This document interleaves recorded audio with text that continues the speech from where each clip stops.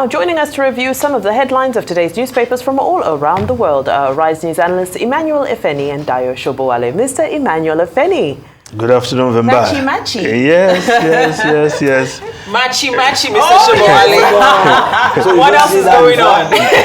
What else is going on? Good afternoon, Cynthia. Good afternoon, Dayo. Yes. Well, I won't use that word. Let's just move on with the newspaper review. We'll start with this day, Nigeria's newspaper of record. The story above the masthead, Naira continues to weaken against dollar. Official window, 1,520.40 to the dollar. Parallel market, 1,535 Naira to the dollar.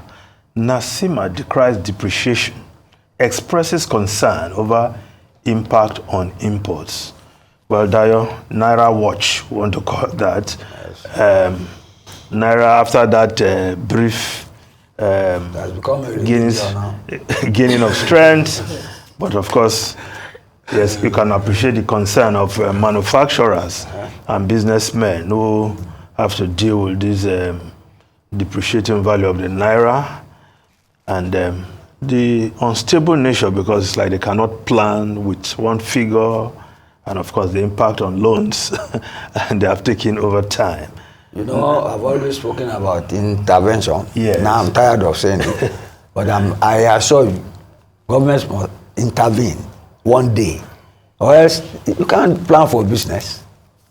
You can't plan for business with this sort of rate. Please. Okay, the lead story, Presidency, VIPs now to pay airport toll gates after 10 billion Naira loss. Yes. Aviation sector gets approval to procure 4.2 billion Naira aircraft recovery equipment.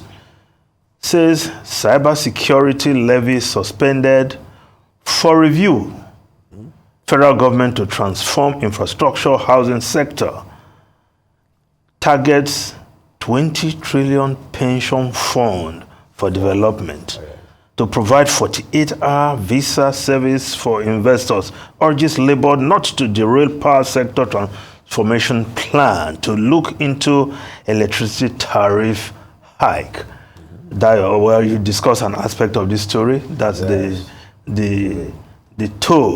airport toll gates, where VIPs breeze past while the rest of us are made to pay.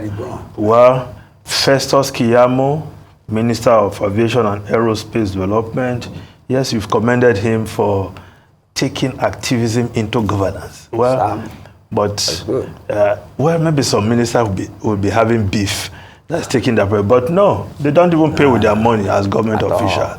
They will pay with government money, so they should pay. It's just like those agencies. And revenue for his own industry. For the development of that sector. That's right. Just like those agencies that don't pay electricity bill. They don't pay from their pockets. Yes. Pay. And the president has even added weight by saying, look, include us. Include me too. Yes. Me and the VP will pay. Yes. Of course, it will not cause any delay because there's e-tag. They pay up front. Whenever they get there, they use their tag and they pass through. But the people I'm worried about, Dayo, is those military boys. I hope they won't go there and say, do you know who you are talking to? Their boss will go and harass. So the president has taken the lead, the commander-in-chief. So no military man should go there and say, staff, we are staff. No, they should pay. Of course, other aspects of... Not many people have the courage to argue with a man with a gun. But the president has taken the lead, so everybody should pay. Follow suit, yes. Because they're not even paying for their pocket, they're paying with government money, so they should pay.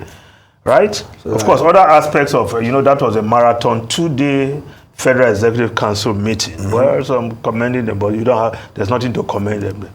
Under this government, they don't hold Federal Executive Council meeting weekly as it used to be with past administrations.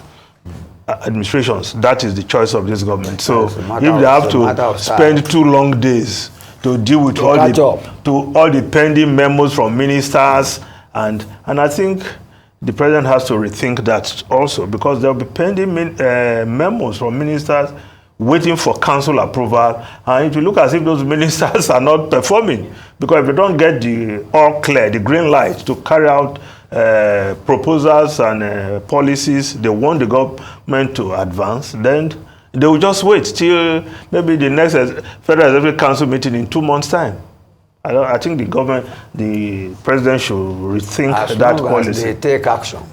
Yes, but you see, it's a matter of style. But the man who was there, that was his own style. It brings also delay. It also brings delay, because the minister may have something to do now. If it doesn't get a federal council clearance, the president endorsement, cannot go ahead. Anyway, but they dealt with 21 policy thrusts, which they have approved for pursuit. But this pension, using pension fund for development, yes, the pension fund administrators, they invest this fund to bring returns. So now, if government take these funds and use it for development, I hope the fund will also get that some returns, right? Of course. Yes. See, as long as they pay pensioners, as that when due. You see, the pension fund is like a savings fund, but it's from those about to retire. Yes. Provision for their retirement. You get me? So as long as the fund is it's available at that time, but it's like insurance. It also goes beyond that, right? As long as pensioners get paid. No, I'll tell you something. Not too long ago, one of the pension funds managers, all the subscribers on that fund, they got some awards from that fund because of the returns from investment. Yes. So that's the nature of So what I'm saying is that when government take this fund, they should ensure that they also get some returns. Of course. Now, if we just look at the other stories there, UN grants Nigeria additional maritime territory. That's a very good development. There's a powerful presidential committee that pursued this with the United Nations Commission on the limits of the continental shelf.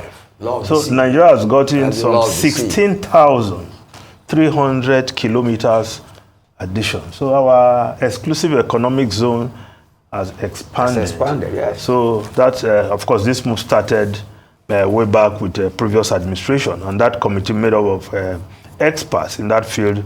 They've been able to see this through, and we say kudos to all of us, because then, you have a Ministry of Blue Economy now. Yes. Though I've not been hearing I've not seen too much coming out of that ministry to justify the hype of a blue economy. Well, well, if the minister is performing, we all know. I say we've not heard much from him. If he's doing something, we'll report it. Not interested in the industry. Who is not interested? Anyway, let's look at the Business Day newspaper. Business Day newspaper. Naira slides swell oil loans by 78% to 11.8 trillion naira. Now the Punch newspaper, EFCC raised speculators as naira drops 1,540 naira to the dollar. Illegal BDCs, operators, speculators raided in Lagos, Abuja, PH, and Kano, Port Harcourt, that is. Well, it's becoming a pattern. Yes. Naira loses value, we arrest people.